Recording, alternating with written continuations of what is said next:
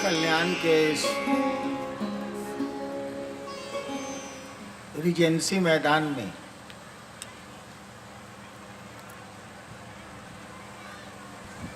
आपने शिव गुरु महोत्सव का आयोजन किया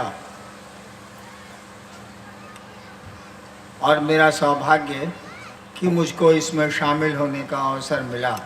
यह जो कार्यक्रम हो रहा है, इसके पीछे जो उद्देश्य है, जो मंशा है कि कार्यक्रम किस कारण से हो रहा है,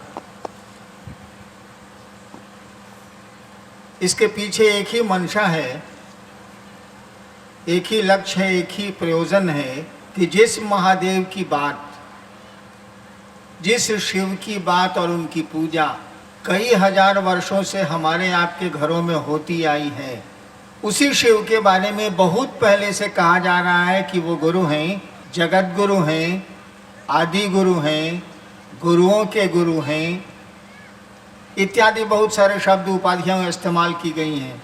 शिव की पूजा का तो बड़ा पुराना प्रचलन है। महादेव की तो घर घर में पूजा होती है। कहा जाता है चंदा मामा सबके मामा, शिव घर घर के बाबा। लेकिन उनसे शिष्य के रूप में, उनको गुरु मानने के सिलसिले में कोई जुड़ाव आज तक नहीं हुआ। आप इतिहास का पन्ना उलट के देखेंगे तो 4-5 हजार साल में मुश्किल से 110-112 लोग मिलेंगे जिन्होंने शिव को अपना गुरु बनाया और खुद बड़े अच्छे गुरु हुए वो लोग।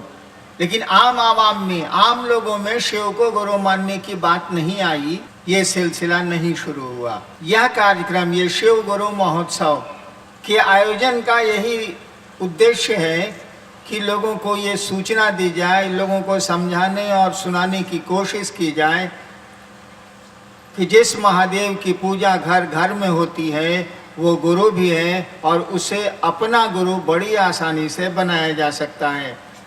ये महाराष्ट्र की भूमि है, ये राज्य जो है महाराष्ट्र, यहाँ एक बहुत बड़े संत पैदा हुए हैं, नाम था ज्ञानेश्वर। संत ज्ञानेश्वर का नाम आप लोगों ने सुना होगा।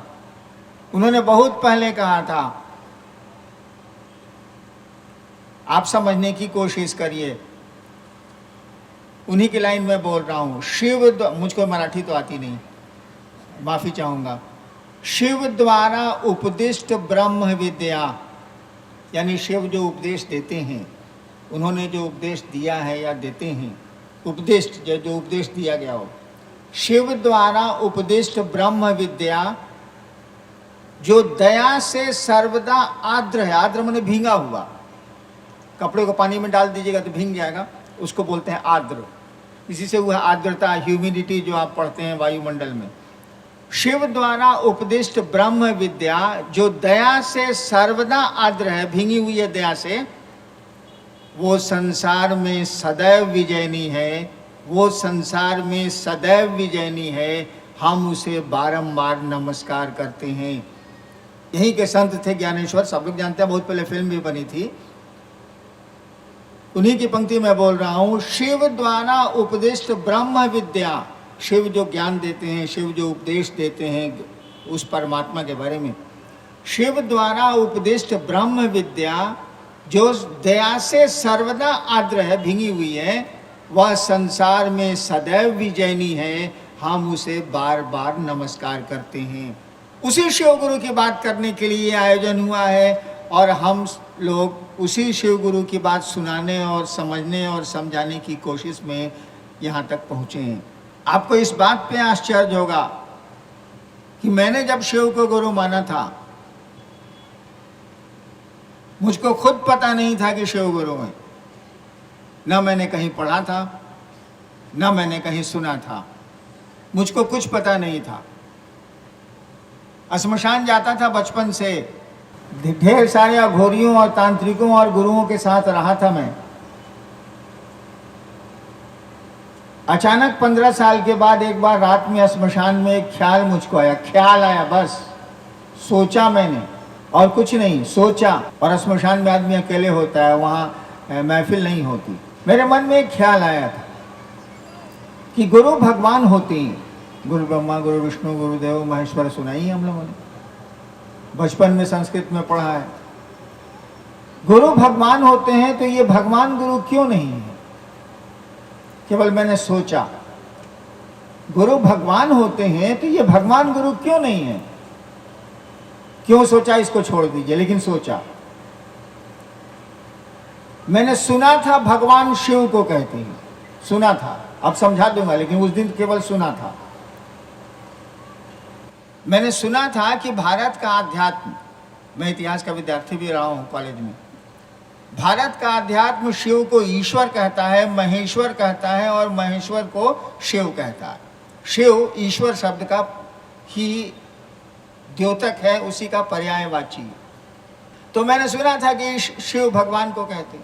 दिमाग में जब आया कि गुरु भगवान होते हैं तो भगवान गुरु क्यों नहीं है, दिमाग में यह भी आया भगवान तो शिव है। मैंने शिव को भगवान समझ के गुरु बनाया, गुरु समझ के नहीं, गुरु तो मुझको मालूम ही नहीं था तो कैसे बनाता मैं। मैंने शिव को भगवान समझ के गुरु बनाया, लेकिन बनाया तो बनाया, रिश्ते बनाए तो बनाए, अब नतीजा जो होगा देखा जाएगा।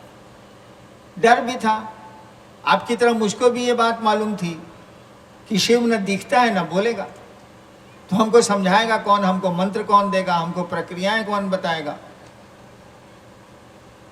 मेरे मन में भी ये था जैसे आम लोगों को होता है, सामने तो दिखता नहीं वो, सामने तो बोलेगा नहीं, उपदेश कौन देगा, समझाएगा कौन।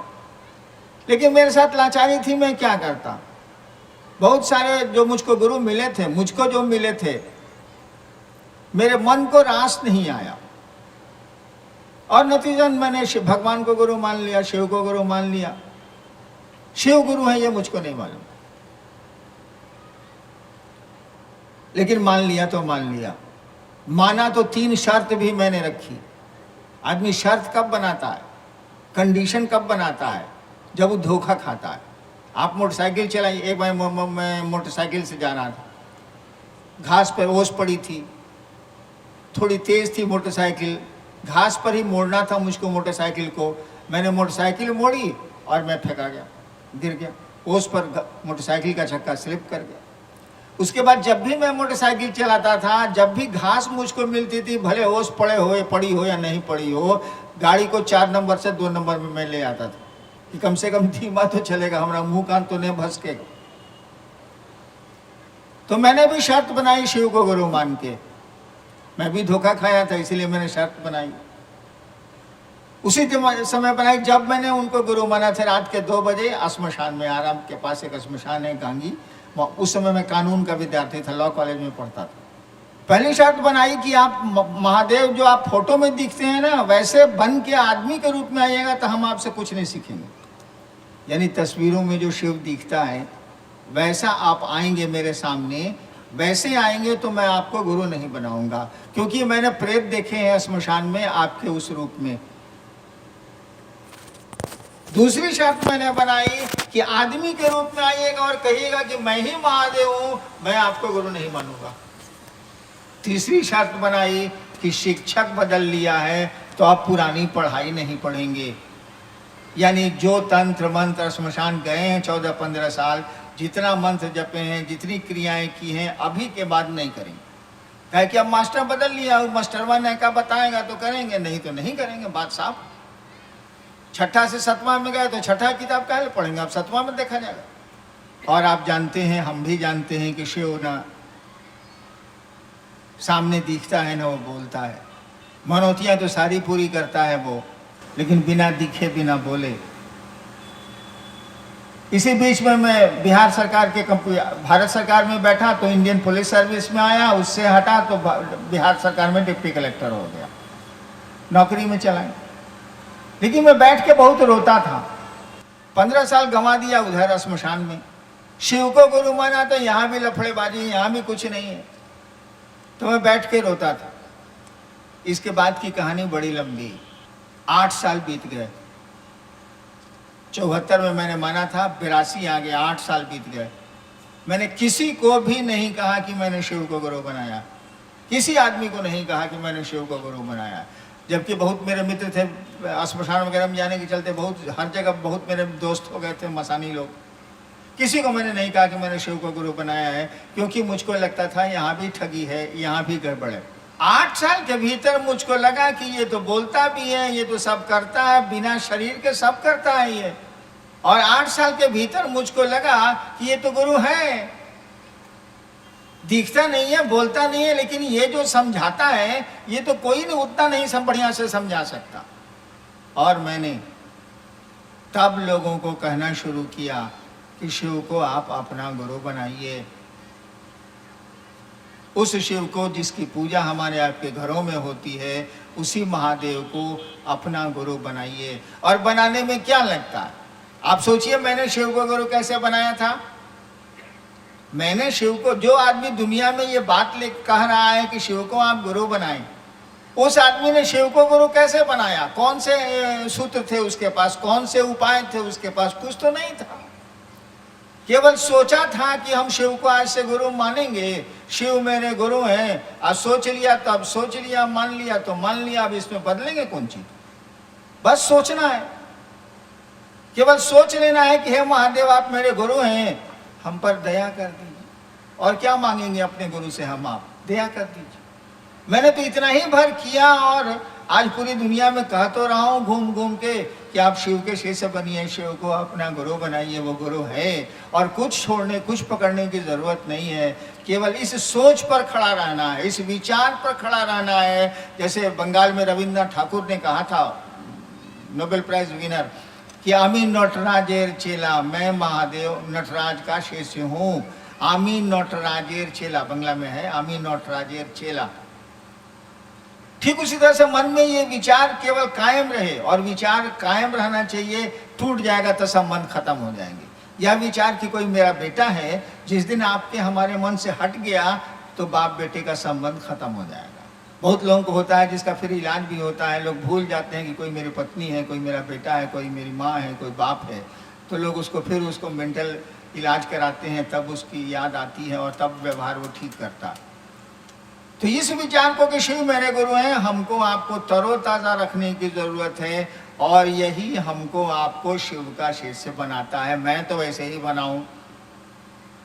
शिव को गुरु मानने के बाद जो मुझको 8 साल में लगा, तब मैंने कहना शुरू किया कि आप शिव को गुरु बनाइए, उनसे दया मांगिए, अपने गुरु शिव की चर्चा करिए, और अपने गुरु को प्रणाम करने की कोशिश करिए। क्योंकि प्रणाम तो हम लोगों से होता नहीं है, प्रणाम तो हम लोग महादेव को करते नहीं हैं, अपने को करते हैं, अपने लिए महादेव को करते हैं। महादेव के लिए तो महादेव को प्रणाम करते नहीं हैं। तो हमने कहा कि प्रणाम करने की कोशिश करें। मैं आपका ज़्यादा वक्त नहीं लूँगा, देखता हूँ कि आपने क्या लिख के भेजा।